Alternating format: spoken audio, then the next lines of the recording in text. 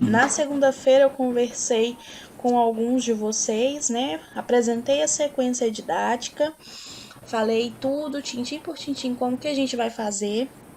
Mas para quem não tava, vou falar bem rapidinho, tá? Para não estender muito sobre como que vai ser. Hoje a nossa primeira. Foi ontem, não foi que eu falei com vocês? Ontem a gente já teve a nossa primeira aula, né? De conteúdo. Hoje a gente está tendo a segunda, amanhã a terceira de conteúdo novo. Sexta-feira, vocês vão fazer a primeira atividade valendo um e-mail, tá? Na segunda-feira, a gente vai fazer uma revisão de conteúdo. Na terça-feira, vocês vão fazer a segunda atividade de vocês valendo mais um e-mail. E na quarta-feira eu já vou enviar a prova para vocês, tá bom? Quinta-feira é correção, então sexta-feira que vem vocês já vão ter as notas de vocês.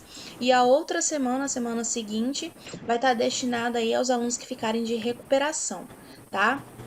Quando a gente terminar a disciplina, vai ser no dia 14, tá? Na outra, segunda-feira da próxima semana, na outra, a gente já termina. Aí, o que acontece? Nós não vamos ter muitos dias disponíveis para poder iniciar outra disciplina, tá? Eu adiantei um pouquinho, vai ter um diazinho de intervalo só. A gente vai iniciar a próxima disciplina no dia 16. Para quê? Para que nos dias entre o Natal e o Réveillon vocês fiquem mais tranquilos, tá? Porque se a gente demorasse um pouquinho mais, vocês iriam ter que fazer as provas de vocês, né? Nesses dias aí entre o Natal e o Réveillon, e a gente ia ter que ficar cortando, né, o conteúdo, parava, ia até o dia 23, aí 24, 25 feriado, aí vem um final de semana, aí vem segunda, terça e quarta estudando, aí mais o feriado, né, do Réveillon e mais o final de semana, então ia ficar uma coisa muito picotadinha. Então, como é que ficou? A gente vai iniciar a próxima disciplina no dia 16, tá? Vai cair numa quarta-feira, se eu não me engano. E aí no dia 23, que cai também na quarta-feira da outra semana, a gente termina de ver todo o conteúdo, tá? Então a gente vai ver todo o conteúdo da próxima disciplina e vai dar uma pausa, sem fazer prova, tá? A gente vê todo o conteúdo até o dia 23. Aí vem a véspera de Natal, 24 e 25, final de semana e 3 diazinhos entre o Natal e o Réveillon que vocês vão poder ficar de boas em casa, sem se preocupar em fazer atividade nem nada, tá? E aí a gente volta dia 4 de janeiro para a plataforma, fazendo uma revisão do conteúdo, tirando dúvidas, resolvendo as atividades, e aí no dia 5 eu mando a prova para vocês, ok? Tudo certo. Então, já fiquem atentos aí que vocês vão ter esses diazinhos aí mais de boas entre o Natal e o Réveillon, tá? Vamos lá começar com o conteúdo. Revisando um pouquinho o que a gente viu ontem, né? Essa disciplina aí é bem tranquila, tá? A gente vai só ver aí, né, a questão do aparelho de raio-x em si, né? Como ele é dividido, como que funciona, como que é o processo de revelação, tá? Essa disciplina ela é dividida em duas partes, tá? Ela tem equipamentos e acessórios 1, que é essa que a gente está vendo, e vai ter equipamentos e acessórios 2, onde vai ser um pouquinho mais aprofundado, tá? Então essa é a base da base, tá? A gente está falando mais em radiologia convencional aqui nessa disciplina, tá? A gente começou vendo ontem que um equipamento básico, né, ele é dividido aí de várias maneiras. A primeira delas é nos subsistemas, tá? Então, eles são divididos aí em 3 grandes subsistemas. O subsistema gerador de raio-x, que ele é responsável aí pela geração do feixe de radiação, tá? O subsistema elétrico, que ele é responsável pela alimentação do gerador de raio-x, e pelo o sistema mecânico, tá?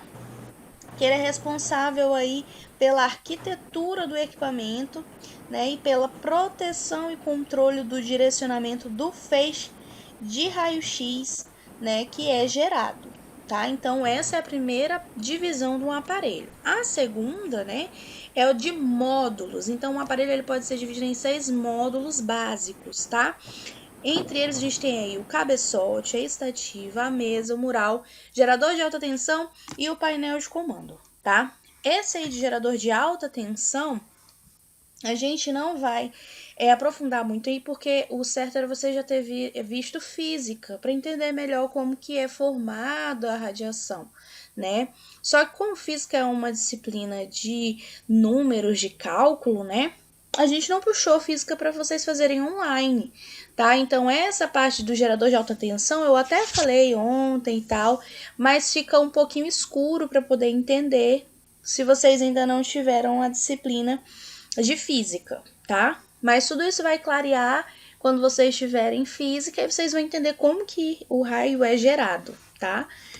De inicial é que a gente já pode ver que vocês já fizeram visitas técnicas, já tiveram contato aí com o aparelho, né?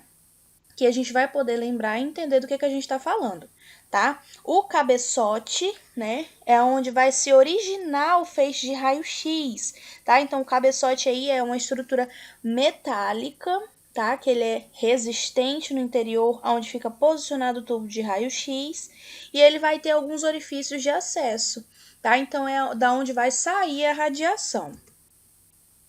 Os tubos de raio-x, eles ficam dentro do cabeçote, é onde vai ser gerada a radiação, tá? Então, a gente tem o lado positivo, o negativo, o cátodo e o anodo, onde o feixe vai sair de um, colidir com o outro, né, ou com o alvo, e vai ser gerado o raio-x. Isso aí vocês vão entender melhor em física, tá? Aí a gente vai entender melhor também sobre o cátodo e sobre o anodo, polo positivo e negativo. E que nós temos ele de duas formas, o fixo e o giratório, tá? Os princípios de funcionamento dele também, né, do cátodo e do anodo, a gente vai aprender quando a gente vê aí sobre como que é formada a radiação. E o desgaste do tubo, né, da onde é formado o raio-x, já dá para a gente ter uma noção de saber como que se dá. Então, o tanto de exames que a gente realizar, a frequência de exames que a gente realizar naquele aparelho, né, os valores que a gente utilizar se forem muito altos, né, o tempo que a gente coloca, né, de exposição, tudo isso vai desgastando o tubo. Então, todos esses são itens que vão contribuir para o desgaste do tubo. Vocês entenderam isso? Dessa questão de desgaste do tubo? É tipo uma borracha. Quanto mais a gente usa, né, ela vai perdendo aí, vai ficando menorzinha, vai ficando, né, desgastada. A mesma coisa acontece com o tubo, tá bom?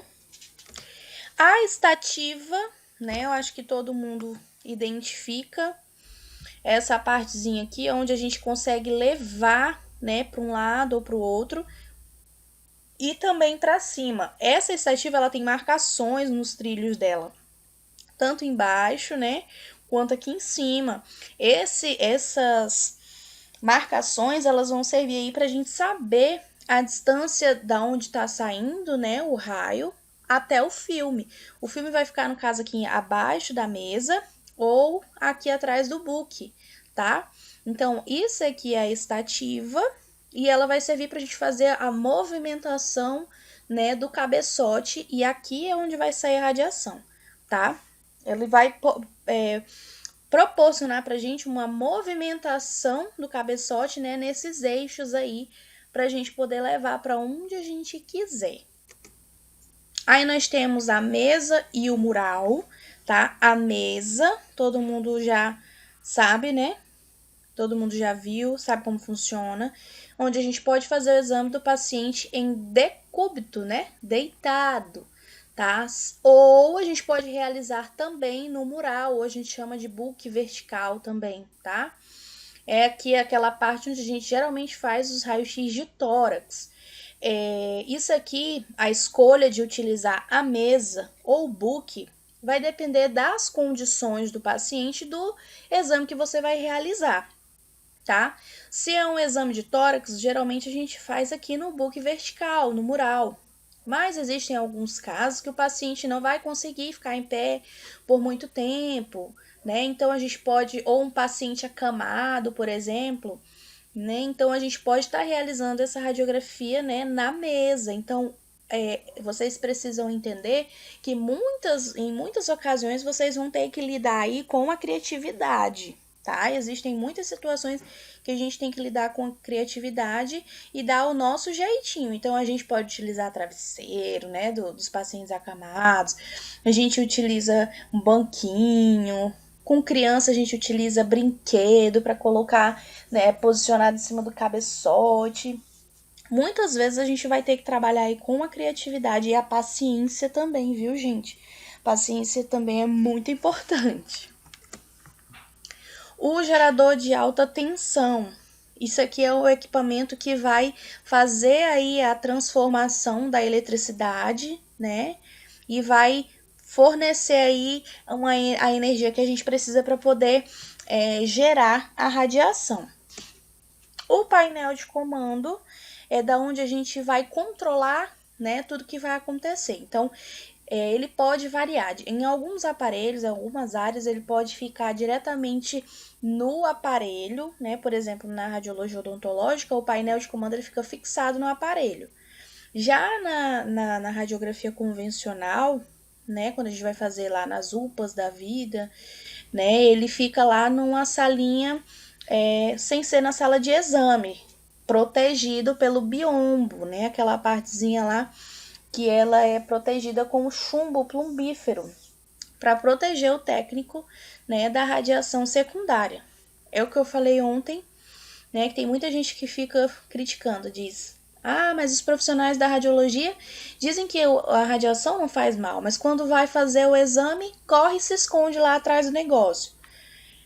Falei exatamente assim ontem e volto a repetir.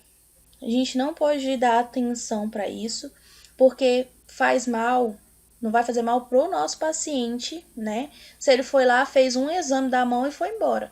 Mas você vai fazer o exame dele da mão, você vai fazer do próximo que vier para fazer o de tórax, você vai fazer do próximo que vier para fazer joelho, que vier para fazer coluna, abdômen. Então, para o seu paciente, realmente ele não vai ter muitos danos. Ele vai lá fazer o exame dele e vai embora para casa. E você vai ficar lá fazendo exame de um monte de gente. Né? E já imaginou se você fica pegando essa radiação de todo paciente que chega lá? Né? Então é para isso que a gente tem que se proteger, utilizar os EPIs, e por isso que o painel de comando ele fica lá protegido pelo biombo, tá? Mas em alguns casos ele fica acoplado no aparelho. Na radiologia odontológica, como eu estava falando para vocês, ele é acoplado lá no aparelho. A gente coloca todas as características, né? Coloca aumenta o KV, o MAS, configura tudo lá pertinho do aparelho e deixa o paciente lá na sala e vai disparar lá fora. Não é porque o painel de comando ele tá acoplado lá no aparelho que a gente vai ter que disparar colado lá do paciente, não, tá? Tá aqui, ó. Esse daqui é um painel de comando de periapical, tá? Ele também não é ligado diretamente no aparelho, ele fica do lado de fora da sala. E esse daqui é um aparelhozinho, né? O painel de comando de um aparelho de raio-x convencional, que vai ficar lá atrás do biombozinho, tá? Aqui a gente vai controlar o tempo, o MA, o KV, que eu até falei para vocês, que vocês também vão ver isso ainda, né? KV é aquele que a gente vai configurar de acordo se a gente quer ver estruturas duras, né? Mais densas, como por exemplo o osso. E o MA a gente utiliza para ver estruturas moles, tá? Então a gente vai sempre, o MA sempre vai vir um pouquinho menor do que o KV, tá? E o tempo a gente coloca também aqui. Em alguns aparelhos, né, geralmente eles estão vindo MAS.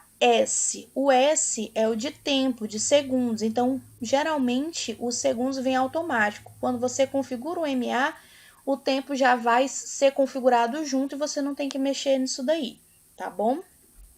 Essa foi a nossa aula de ontem. E hoje a gente vai falar sobre os limitadores de feixe, tá? Os limitadores de feixe, né, funciona da seguinte maneira. O tubo de raio-x, ele é fabricado em vidro, né, de alto teor de chumbo, e ele tem uma janela que ele vai limitar a saída dos fótons de raio-x para determinada região. Não sei se vocês chegaram a ver, né, que tem umas luzinhas. Vocês chegaram a ver isso? Que quando liga o aparelho tem uma luzinha que a gente vê que ela pode aumentar e ela pode diminuir. Vocês chegaram a ver isso? Me respondam. Vi não. Não? Vocês vão chegar a ver. A gente vai fazer, né? Vai ter mais visitas e tudo, e vocês vão poder ver. Como que funciona? Deixa eu voltar aqui na imagem de um aparelho. Ó, vocês conseguem enxergar aqui que tem tipo um quadradinho amarelinho? Consegue? É um quadradinho branco aqui, embaixo tem uma amarelinho. Então, o que vai acontecer? Aqui tem uns botõezinhos onde a gente liga uma luz. Essa luz vai ficar focando aqui. Aonde essa luz pegar, vai fazer tipo um campozinho quadradinho. E aonde essa luz estiver pegando, é aonde vai pegar a radiação. Ok? Entendi. Então, essa luz pode ficar bem grande para pegar um campo maior, por exemplo, um tórax todinho. Ou a gente pode diminuir, tem dois botõezinhos, não sei se dá para vocês enxergarem, tem dois botõezinhos. E a gente pode diminuir, tipo, a largura, a altura dessa luz. A gente vai se basear pela luzinha. E aí a gente pode diminuir o foco dessa luz. Quando a gente diminui, significa que a radiação vai pegar só onde tá aquela luzinha. Então, por exemplo, se a gente vai fazer um raio-x de mão, eu preciso usar um foco bem grandão do tamanho que a gente vai fazer um tórax? Precisa? Vocês acham que precisa? A radiação, a gente vai de acordo com a luzinha. Então, a gente vai fazer um raio-x de mão, eu posso colocar aquela luzinha só ao redor da mão. Se eu vou fazer um tórax, eu aumento o campo para pegar todo o tórax. Vocês entenderam esse sentido? Me respondam, gente. Preciso da... Estou entendendo. Vocês estão conseguindo compreender isso? Sim. Beleza. Então, o limitador de feixe, né, ele vai regular o tamanho dessa área que a gente quer que o feixe, a radiação, chegue, tá? Então, a área que vai ser irradiada, né, ela vai ser aí limitada, né, por esses limitadores, o nome já está dizendo. Então, a gente vai conseguir jogar a radiação somente naquela parte de interesse, tá? Isso vai fazer com que o que a gente está irradiando receba uma dose menor de radiação. A gente não vai exagerar, tá? Eles têm duas funções básicas, tá? Diminuir a zona de penumbra, né? Diminuir aí esse aumento de radiação em áreas não desejadas e vai proteger o paciente também, tá? Então, ele vai diminuir as doses de radiação que o paciente vai receber, tá? A redução desse campo irradiado aí, ele promove uma diminuição da radiação espalhada. Não sei se vocês já entenderam sobre isso, mas por mais que a gente delimite aí um espaço pequeno, né, o foco seja pequenininho, não vai pegar somente ali, sempre vai ter uma radiação espalhada, que é por isso que a gente corre para trás do bioma e se esconde, que é para essa radiação que fica espalhada, que não foi capturada pelo filme, né, não atinge a gente. Quando você tá com foco bem grandão numa região que é bem pequenininha, a quantidade de radiação que não vai ser absorvida, que a gente chama de radiação secundária, é maior. Quando a gente vai fazer uma radiografia de uma mão e utiliza um foco do tamanhozinho da nossa mão, isso vai fazer com que a radiação secundária ela diminua. Então, ela não vai prejudicar tanto o nosso paciente. Vocês compreenderam isso? Sim, professor. Entendi, professor. Beleza. Então, os limites do feixe, eles podem ser determinados por esses três sistemas que tem aí no slide, tá? Ele pode ser determinado pela abertura do diafragma, de acordo com os cones e cilindros e pelos colimadores. O diafragma, tá? A limitação da abertura do diafragma é a maneira mais simples de fazer a limitação desse feixe de raio-x, tá? Então, aí é uma chapa de chumbo com um orifício central, né? Que é presa no cabeçote do tubo. É como eu estava falando para vocês. Aqui o tubo é aqui, tem a plaquinha e a gente vai aumentar ou diminuir o espaço para que a radiação saia. É a forma mais fácil de poder controlar aí a saída do feixe, tá? Os cones e cilindros, tá? Os cilindros, eles têm a característica de delimitar o feixe de raio-x na saída, ao passo que os cones apresentam uma área de saída maior que a do cilindro. Observem as imagens aí de cilindro e de cone. Qual é que tem um espaço maior para o raio-x sair? O de cone, né? Tá vendo que a abertura dele é maior? Vocês conseguem entender sobre isso? Mais ou menos. Isso aqui serve para delimitar o feixe. Esse aqui é em formato de cilindro e esse é o de cone. O de cone começa fininho, mas ele abre no final. E o de cilindro, ele é todo de um tamanhozinho só, entendeu? É quando regula, professor, então, no caso daí? Esses aqui eles são dentro do tubo, tá? O que a gente vai modificar é o diafragma, é quando a gente diminui o campo ou aumenta lá na luzinha que eu tava tentando explicar para vocês, Compreendo. tá? Tanto os cilindros como os cones, eles vão funcionar como limitadores de feixe, né? E eles são posicionados distante do tubo gerador de raio-x e apresentam aí umas aberturas maiores que a do diafragma, tá? Os colimadores, eles permitem a limitação do feixe de acordo com a área que a gente vai radiografar, tá?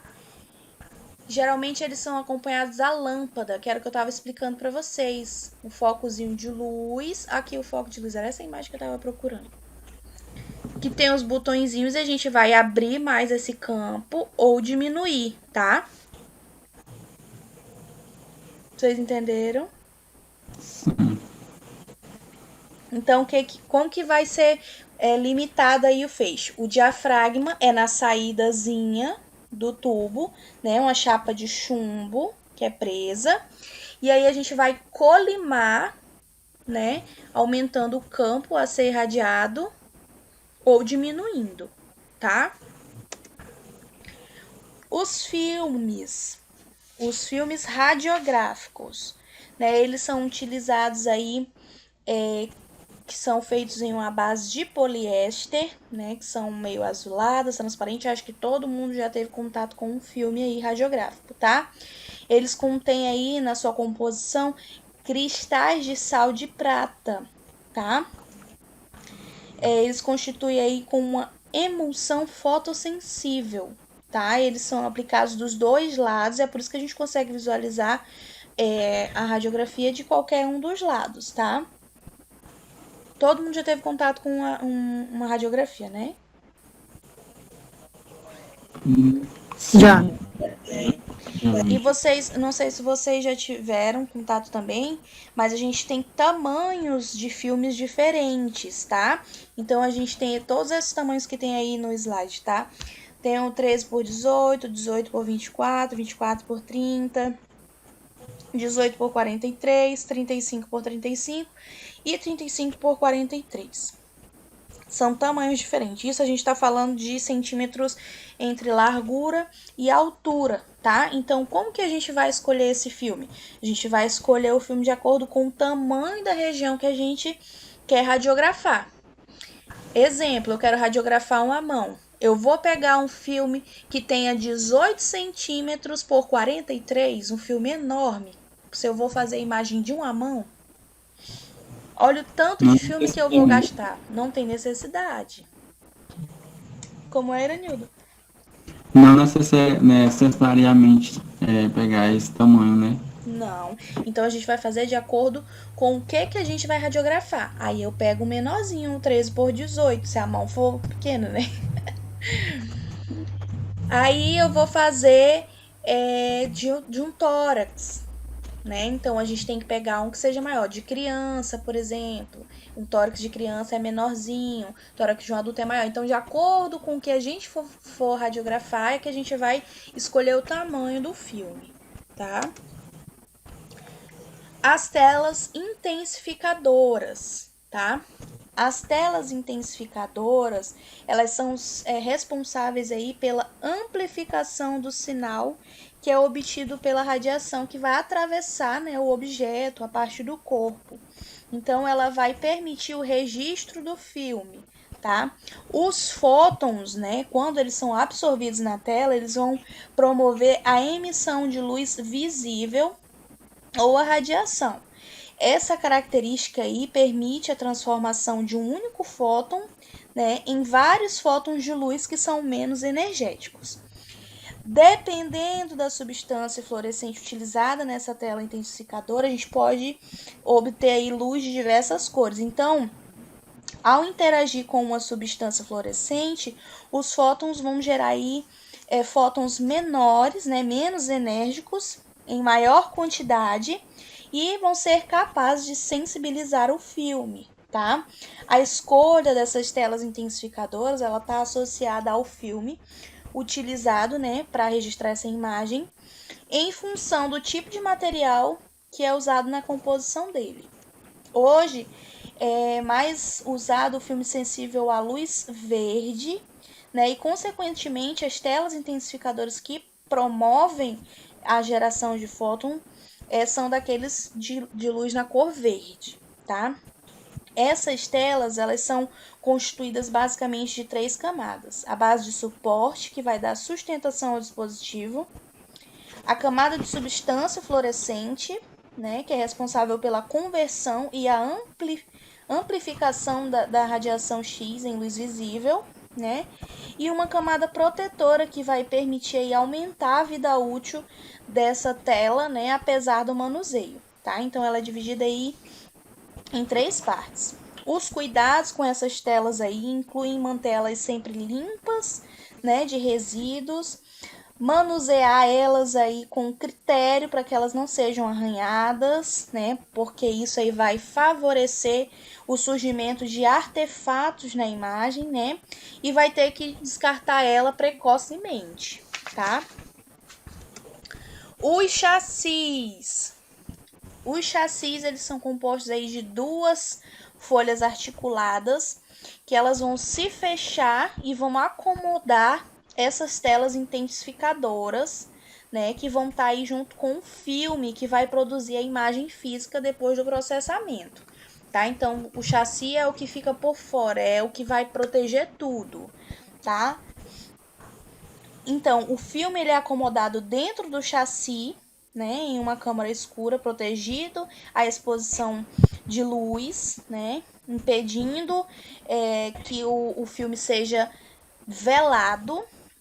Por quê? O que acontece? A gente está falando aqui da convencional, da radiologia convencional. Então, o filme ele vai ter que ser colocado dentro do chassi. Isso acontece dentro de uma sala que é tudo escuro. Eu acho que teve 2 ou foi 3 alunas que tiveram a oportunidade de entrar na câmara escura na visita que a gente fez na UPA do Tucumã. Não lembro quem foram, mas foram 2 alunas ou foram 3 que entraram lá na câmara escura. Serve para tanto colocar o filme dentro do chassi, quanto para fazer a revelação. Tudo tem que ser no escuro. Se o filme for exposto à luz antes de ser exposto à radiação, ele é velado, ou seja, vai ficar todo branco, tá? O chassi, além dele proteger o filme, né, da luz durante o trajeto entre a sala de exames e a câmara escura, ele vai contribuir para a qualidade da imagem, tá? Porque ele proporciona um ajuste aí no acoplamento das telas intensificadoras com o filme radiográfico. A tela intensificadora vai ficar dentro do chassi, acomodando o filme, tá? O manuseio desse chassi, né, é essencial para o cuidado nesse manuseio, na verdade, ele é essencial para evitar alguns danos mecânicos, tá? Porque se a gente bater, derrubar, pode danificar aí os encaixes, né? Essas travinhas, né? E vai possibilitar aí que a luz entre, né? Podendo velar o filme que está no interior do chassi, tá? Então, isso aqui é a proteção para o filme. Na geração da imagem, né? Esse chassi é posicionado depois do objeto e depois que é feito aí o procedimento, né? De aquisição da imagem, ele é levado para a câmara escura para que o filme seja retirado e revelado. Então, lá dentro da câmara escura é colocado o filme dentro do chassi, aí trava tudo, pega seu chassi, leva lá para a sala de exame, coloca lá no book ou na mesa, né? Coloca o paciente deitadinho ou em pé na frente do book, faz lá, né, a incidência, tira o chassi de novo, leva para a câmara escura e faz o processo de revelação do filme, tá? Que é o que a gente vai ver amanhã, a questão dos tipos de câmara escura que tem, tá? E a nossa próxima disciplina é sobre o processamento químico desses filmes, como que é feito o processamento desses químicos, como que a gente faz para poder revelar a imagem, para a imagem aparecer lá no filme, tá bom? As grades antidifusoras, tá? A utilização dessa grade, né, é o meio mais funcional para remover a radiação espalhada do sinal que sai do objeto, né, e é utilizado na geração da imagem. Durante o processo de radiação, né, da parte do corpo do objeto no aparelho de raio-x, a grade fica posicionada próxima ao filme. Deixa eu só beber uma água aqui, gente. Tá todo mundo entendendo? Sim, eu tô entendendo. Tá tranquilo, né? Beleza. Então, a grade antidifusora, ela é composta aí por uma série de lâminas de chumbo, tá? Alternadas por material radiotransparente, alumínio ou acrílico. Essas lâminas de chumbo, elas são posicionadas de uma maneira que a maioria dos raios-x primários, né, que ultrapassam o objeto, passe entre elas sem atingi-las, tá? A utilização da grade, ela vai causar aí uma atenuação do sinal de saída de até 20%, fazendo que haja uma maior exposição do objeto, né, para que seja feito um contraste melhor, né, que seja um contraste necessário para a imagem ficar, como que eu posso dizer, mais bonita, tá? Vamos dizer assim. Todo esse processo, todos esses equipamentos aí, gente, são utilizados para que a radiação seja focada no objeto de estudo, na parte anatômica de estudo, né, para que o filme não seja velado, para que o paciente não receba muita radiação, para que a imagem fique de qualidade. E isso tudo, com o avanço da tecnologia, foi perdendo espaço para a radiologia digital, onde a gente não precisa desse monte de equipamentos, tá? Na próxima disciplina de equipamentos, né, e acessórios 2, a gente vai falar sobre a radiologia digital, que é o que a gente mais vê agora, mas ainda existem lugares que trabalham com a radiologia convencional, mas a gente precisa saber como que era o processo antes e como que a gente está lidando agora, tá? A grade antidifusora. Ó, isso aqui vocês vão entender melhor quando a gente fizer uma visita. Isso aqui é o cabeçote, a radiação vai sair. Aqui é o objeto. Aqui é a mesa. Vocês estão conseguindo compreender esse desenho? É como se a mesa tivesse cortada ao meio e a gente está observando o que tem dentro dela, tá? Então, aqui é a mesa, onde fica... Isso aqui finge que é uma pessoa, é um objeto, né? Aqui tá a superfície da mesa. A grade antidifusora vai ficar entre a mesa e o chassi. Entendeu? Compreendo. E por último de hoje, a gente vai ver sobre o sistema de processamento, tá? Para processar os filmes, né, é utilizada aquela câmara escura, que é a salinha toda escura que eu estava falando para vocês, onde vai ser revelado o filme, né, e precisa ser feito aí de forma manual, tá? É utilizada aí de forma manual ou uma processadora automática de filmes. Ou a gente vai ter que colocar, mergulhar o filme lá no revelador, no fixador, lavar, secar, ou a gente pega o filme, coloca dentro de uma processadora e esse processo de ser colocado dentro dos químicos vai ser feito de forma automática dentro dessa processadora, tá? São essas duas formas. Os dois processos, eles são bem semelhantes, tá? Então, depois que vai ser feita a exposição, esse filme ele vai ser retirado do chassi lá dentro da câmara escura, num ambiente bem escuro. Então a gente tem que saber lidar aí, né, com o tato, decorar onde que tá tudo, porque a gente não vai estar enxergando nada, tá? Então é passado aí pelo químico revelador, pelo fixador, vai ser lavado em água e depois ele vai secar, tá? A revelação é a fase do processo que vai dar a formação da imagem, né, que a gente fez lá no paciente, tá? Então, na hora da revelação é onde a imagem vai surgir. Na fixação, os cristais que não receberam luz, né, e que não foram afetados e reduzidos a prata pelo revelador, eles vão ser dissolvidos e eliminados da camada de emulsão, tá? E os subprodutos de fixação e outras substâncias solúveis indesejáveis, né, vão ser retiradas quando a gente passar na água, tá? Então fica em água corrente o filme para retirar todos os resíduos do filme. Depois desse processo da gente revelar a imagem, fixar e lavar o que não ficou lá no filme, né? Esse filme vai ser submetido aí à secagem, né? Então ele vai retirar todo o resíduo de água que tenha ficado lá no filme, tá? Esses filmes eles podem ser inseridos na processadora automática, né? Ou feitos manualmente, como eu estava falando para vocês. Se for manual, a gente tem que fazer isso. Mergulhar no revelador, mergulhar no fixador, lavar em água corrente e colocar o filme para secar. Ou a segunda opção, a gente leva para a câmara escura, retira o filme de dentro do chassi, coloca na processadora, que é como se fosse uma impressora gigante, né? E todo esse processo de passar dentro do revelador, do fixador, da água, vai acontecer dentro dessa impressora gigante, que a gente chama de processadora, tá?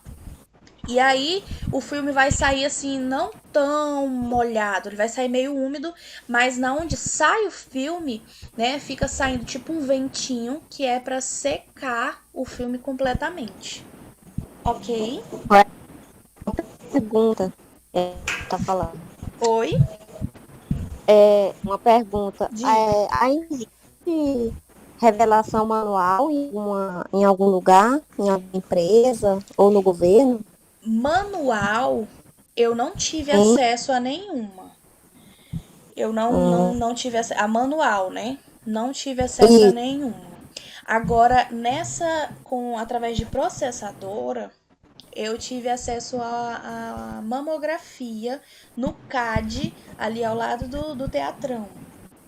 Lá as mamografias são feitas assim, a gente vai para a sala escura, coloca o filme dentro do chassi, coloca lá, faz o exame na paciente, aí pega o chassi, vai para dentro da câmara escura, lá dentro retira o filme do chassi, aí tem um buraquinho que dá direto na processadora. Aí quando coloca os 4 filmes que a gente vai aprender que são 4 exames de rotina, né, de mamografia. Aí depois que a gente coloca todos os filmes dentro da processadora, aí é que a gente pode sair de dentro da sala escura e esperar. A gente escuta o barulho da processadora. Nessa processadora a gente tem que colocar água, tem que colocar os químicos, né? Porque tem que passar por esse processo só que lá dentro. Aí lá os exames de mamografia são na processadora. Aí sai, o filme cai tipo numa cestinha, aí a gente pega e fica saindo um arzinho quente do buraquinho onde saiu o filme, e a gente fica passando o filme lá para terminar de secar, porque ele não vem completamente sequinho, ele vem meio úmido. Aí a gente deixa ele na cestinha onde ele cai, que aí ele fica pegando um ventinho e secando, Tá bom, entendi. tá? Mas como vocês vão fazer estágio lá, né? Contigo lá no CEDIMP, lá o processo é digital, né? A mamografia. É digital. Pois é, aí não vai ter esse processo. As clínicas, né, estão aí se atualizando, modernizando, porque essa radiologia digital ela veio para inovar, para melhorar em todos os aspectos, tanto para nós, né, como técnicos, quanto para o paciente, para o meio ambiente, para tudo, porque a gente não gasta com filme, não gasta químicos, não prejudica o meio ambiente descartando os químicos, nem os filmes radiográficos, a radiação é menos, né, na imagem digital. Aí, se o posicionamento estiver errado, o tempo também é diminuído para poder fazer o outro que a gente já vê na hora. Ou diminui também a quantidade de radiação no paciente, porque se você, a imagem não ficou muito boa, mas como é digital, dá para a gente tentar dar uma consertada no computador.